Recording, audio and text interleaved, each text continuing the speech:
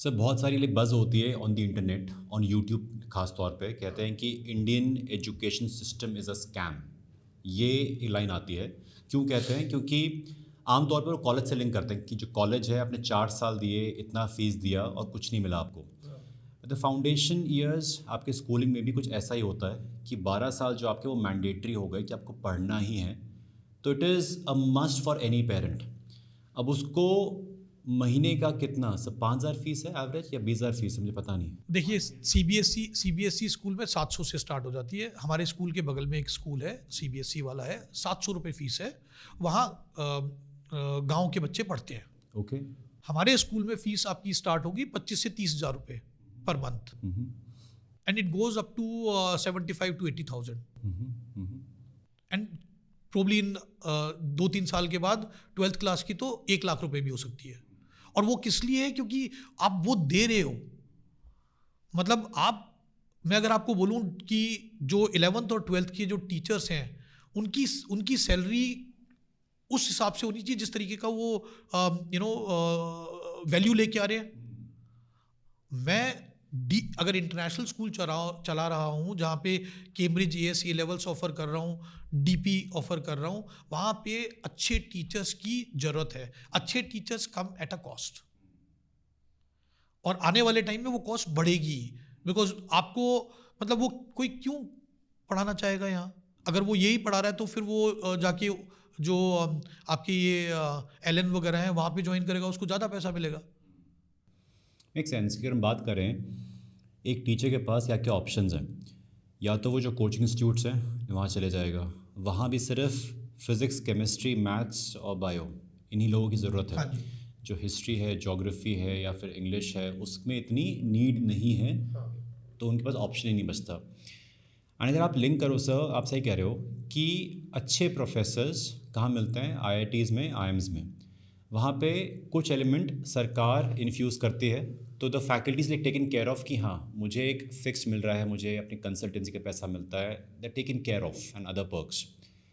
The fees for an IIM is really high, करीब 25-30 लाख रुपए आज आपको पे करना पड़ता है। But the person gets to see कि 2 साल के बाद मुझे उसका ROI मिल जाएगा बिकॉज ऑफ द प्लेसमेंट। ऐसे ही अगर एक पेरेंट देखे कि मैं अगर महीने का 50,000 रुपये लगा रहा हूँ अपने बच्चे की शिक्षा में, यानी 6 लाख रुपये साल का, जो कि बहुत बड़ी चीज़ है किसी भी मिडिल क्लास इंसान के लिए, बट ही रियलाइजेस कि जो कोर है किसी बच्चे का, जो एक फाउंडेशन है, वो बहुत स्ट्रॉन्ग हो जाएगा and it will pay him of the moment he finds another opportunity in life. देखिए, मैं इसको इस तरीके से बोलूँगा, मिडिल क्लास वाला 50,000 रुपये महीना देना बहुत मुश्किल है। तो वो कहीं ना कहीं अपने आप को ये संतोष देता है कि भाई मैं एक अच्छे CBSE स्कूल में पढ़ा लेता हूँ जहाँ पे होलिस्टिक डेवलपमेंट हो रहा है ना। वहाँ रोट लर्निंग है कि आपको घोटना है, आपको ये नहीं पता कैसे इम्प्लीमेंट होगा, बट हम भी तो वैसे ही पढ़े हैं, तो ठीक है। वो हम अपने आप को ऐसे सांत्वना देते हैं कि भाई मैं भी तो ऐसे ही पढ़ा था, मैं अगर ये कर सकता हूँ तो ये भी कर पाएगा। इतने सारे लोग हमारे आसपास हैं, हाँ। वो बीन द सेम सिस्टम, हाँ। तब भी उन्होंने नाम कमाया है, तो हो जाएगा। पर आपने एक और बात कही थी कि 12 साल वो इतने पैसे देता है, उसके बाद कॉलेज का है, मतलब एजुकेशन इज, जो आपने स्टेटमेंट बोला था ना कि ये यूट्यूब पे है। तो मुझे लगता है कि देखो, आज की तारीख में बच्चे डिजिटल नेटिव्स हैं। आपको 12th क्लास तक जाने से पहले ही अगर आइडियाज़ हैं, if you can be a problem solver, ऐसे स्कूल के अंदर अगर आपने माहौल ऐसा बना रखा है कि आप बच्चों को प्रोजेक्ट्स करने के लिए बोल रहे हो, आप बच्चों को बोल रहे हो कि look around yourself and see what is it that you can solve. आप उनको ऐसे लोगों से मिलवा रहे हो जो स्कूल लेवल पे ही एंटरप्रेन्योर बन गए। आप उनको ऐसे लोगों से मिलवा रहे हो जिन्होंने कॉलेज में तो एडमिशन लिया, लेकिन कॉलेज में क्लासेस नहीं अटेंड करी, बट अपना बिजनेस खड़ा किया, है ना। तो वो कॉलेज जाके उन्होंने कुछ बेनिफिट नहीं किया। आप जितने भी अच्छे लोग बिजनेसमैन हैं, if I talk about Steve Jobs also, तो ये लोग कॉलेज में पूरा नहीं करा इन्होंने, they dropped out of college क्योंकि they had idea and they believed in it. मेरे को लगता है कि आज की जो जेनजी है, इनमें वो विश्वास है, और क्योंकि जो पेरेंट सपोर्ट कर सकता है, जो 50,000 तक दे सकता है, वो अपने बच्चे को, अगर उसको आइडिया आता है और उसमें कुछ करना चाहता है वो, तो वो सपोर्ट कर सकता है। तो if a child can become an entrepreneur early, why not? Why not? बिल्कुल। मतलब कॉलेज तो मैं डिग्री से कुछ नहीं हो रहा, आप डिग्री लेके मेरे को नौकरी दिखा दो कहाँ है। तो इससे अच्छा आप अपनी स्किल्स ऐसी डेवलप करो, आप अपने अराउंड कुछ देखो जिसको आप सॉल्व कर सकते हो। आपको बहुत बड़ा नहीं सोचना, आसपास देखो। तो वो स्कूल लेवल पे अगर हो जाए तो that will be the best thing. और आपको उस स्कूल में अगर आपको खर्चा करना पड़ रहा है जहाँ पे आपको ऐसा माहौल मिल रहा है, तो वो आपको रिटर्न बहुत तगड़ा देगा। वो एक इन्वेस्टमेंट है सर, वो एक इन्वेस्टमेंट है। एब्सोल्युटली।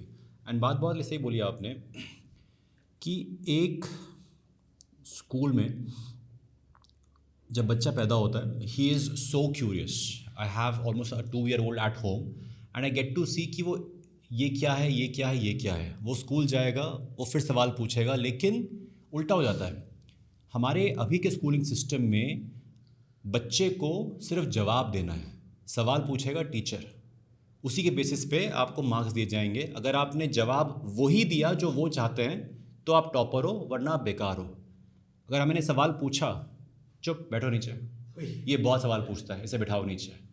तो सवाल पूछना ही ज़िंदगी का एक मकसद है सर। अब ऑल दीज पीपल जिनका आपने नाम भी लिया, चाहे स्टीव जॉब्स साहब हो, चाहे कोई भी हो, दे वर क्वेश्चनिंग कि ये क्यों। आप एक एंटरप्रेन्योर हो, आपने बहुत सवाल पूछे होंगे टू सॉल्व अ प्रॉब्लम कि ये ऐसे क्यों नहीं हो सकता, ये ऐसे क्यों नहीं हो सकता। बिल्कुल बिल्कुल बिल्कुल। एंड उसके लिए अगर आपको वो इकोसिस्टम मिला ही नहीं स्कूल के डेज में, तो आपकी जो वो ज्वाला थी, जो अग्नि थी, वो तो बुझा दी ना। हाँ, रोज पानी डाला कि नहीं सोचना ही नहीं इस बारे में, रिस्क नहीं, पहले 12वीं कर लो उसके बाद। तो हमने, मेरा ये जो आपने जितनी भी बातें बोली हैं, मैं बिल्कुल एग्री करता हूँ। मैं इसी का रिजल्ट हूँ।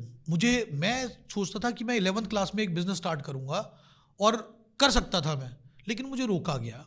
वो अपने फैमिली के सर्कमस्टांसेस हो सकते हैं, पेरेंट्स ने कन्विंस किया कि नहीं अभी सही समय नहीं है, पहले डिग्री कर लो। वो डिग्री मेरे को कितनी मदद मिल रही है? मुझे कोई मदद नहीं मिली। जब मैं कुछ बन गया तो अब मेरे को कॉलेज वाले रिकॉग्नाइज करते हैं। सो क्या डिग्री आपके पास? मेरे पास MA honours general studies with information systems. तो MA ऑनर्स जनरल स्टडीज़ मुझे बिट्स पिलानी से मिली, जिसमें मेरे को स्टाफ कोटे के थ्रू एडमिशन मिला था।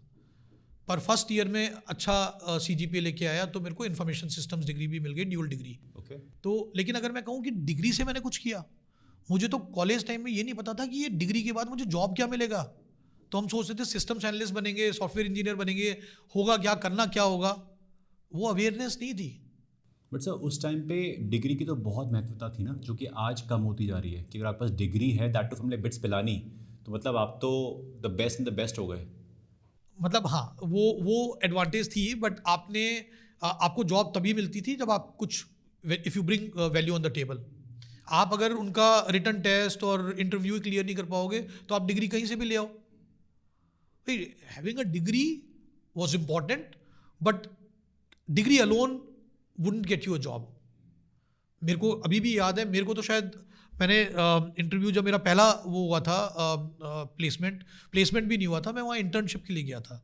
तो मुझे तो वहाँ, may be it is because of the way I am, I was able to establish rapport directly with the senior management।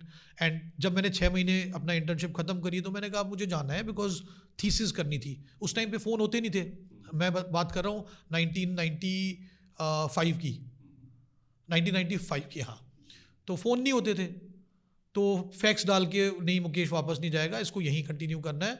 तो मैंने उनको बोला जी मैं कंटिन्यू नहीं कर सकता। आप क्यों कंटिन्यू करवा रहे हो, मैं तो कैंपस प्लेसमेंट बैठूंगा। बोले नहीं, आपको हमने जॉब दे दिया। जिन लोगों ने, जो कंप्यूटर साइंस डिग्री वाले थे, मैं अभी भी याद है मुझे, उनका टेस्ट हुआ, उनमें से 10 में से 4 लिए होंगे, मेरे को तो डायरेक्टली लिया उन्होंने। क्यों लिया? Because of other things that I had, vision, ability to collaborate, network. हाँ, जो वहाँ आपने 6 महीने में क्या करके दिखाया? आपने दिखाया कि भैया आपके एक्सपीरियंस लोग जो नहीं कर पा रहे वो मैं कर सकता हूँ। और वो क्या है कि आपको कन्विंस करना है कस्टमर को कि भैया आपका ये प्रोडक्ट डिलीवर हुआ है, ये बगी है, बट आपको पेमेंट रिलीज करोगे, स्टार्ट करना चालू करोगे, यूज करना। So that I realise back then only कि भैया आपके पास है। In a way you were street smart, you knew the skills, not just कि हाँ कोई बुकिश एक नर्ड नहीं हो आप, जिसको सिर्फ एक रट्टा मारना आता है। आपको काम करना आता है, and you knew how to be visible and network wherever you work. How to get things done, how to make things happen. हाँ। और वो चीज़ जो है ना, जो लोग हैं उनको दिख जाती है, और फिर आपको समझ आना चाहिए। अपने आप पे विश्वास करना सबसे इम्पोर्टेंट है। आप अगर विश्वास करते हो किसी चीज़ पे, स्टीव जॉब्स ने विश्वास किया था, उसने कहा ये होगा। मैं मतलब ऐसे लोगों को ही देख के आगे बढ़ा हूं कि मुझे लगता था कि यार आप अगर सोच रहे हो ना ये है तो होगा, टाइम लग सकता है।